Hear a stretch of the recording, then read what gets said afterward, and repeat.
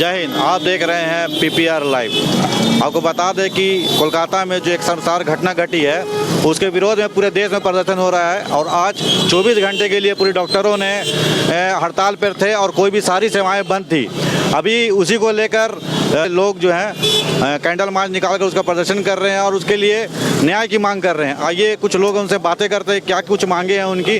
चूँकि हम सभी देख रहे हैं, सुन रहे हैं और पूरे देश में एक ही माहौल है, जहां केंद्र में बैठी हुई बीजेपी की सरकार जो एक तरफ कहती है कि बेटी बचाओ बेटी पढ़ाओ, वहीं वेस्ट बंगाल कोलकाता में डॉक्टर मौमिता के साथ जो मार्मिक घटना घटी, जो निंदनीय घटना घटी है, रेप करके हत्या कर दी गई, इसके खिलाफ हम लोग आवाज़ उठा रहे हैं और उनकी आत्मा की शांति के लिए भी हमने कैंडल मार्च किया। और सबसे बड़ी बात है कि एक महिला होने के नाते अब दुख हो रहा है कि इस देश में महिला सुरक्षित नहीं है।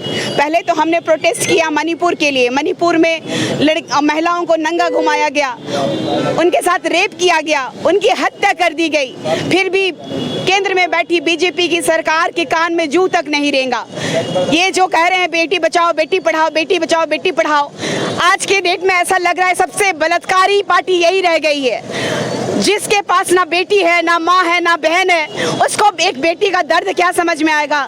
आज नरेंद्र मोदी जी आप जाइए और पूछिए, जिस बेटी के साथ ये घटना घटी है उनके माता पिता से पूछिए, आपको समझ में आएगा कि एक बेटी का जाने का दर्द क्या होता है, बलात्कार करना क्या होता है, हत्या करना क्या होता है।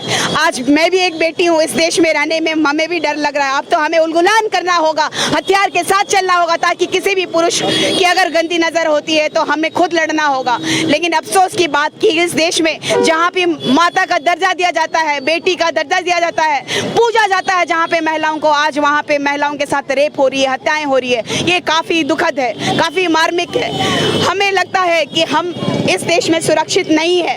अविलंब केंद्र में बैठी हुई बीजेपी की सरकार को होश में आना चाहिए और अगर होश में नहीं है तो नरेंद्र मोदी जी प्रधानमंत्री के पोस्ट से अविलंब इस्तीफा दे देना चाहिए, क्योंकि जो देश की बेटियों का, देश की माताओं का, देश की बहनों का अगर हिफाजत नहीं कर सकते हैं तो ऐसे लोगों को शासन करने का इस देश में बिल्कुल अधिकार नहीं है। इतना ही करके अपने शब्दों को मैं विराम देना चाहूँगी, क्योंकि मेरे पास शब्द नहीं है, लफ्ज़ नहीं है कि एक बेटी के साथ जो हुआ है, मैं भी एक बेटी हूँ और हो सकता है कि मेरे माता पिता जो देख रहे होंगे ये न्यूज़ वो भी डर रहे होंगे कि कहीं मेरी बेटी के साथ तो ऐसा ना हो जाए।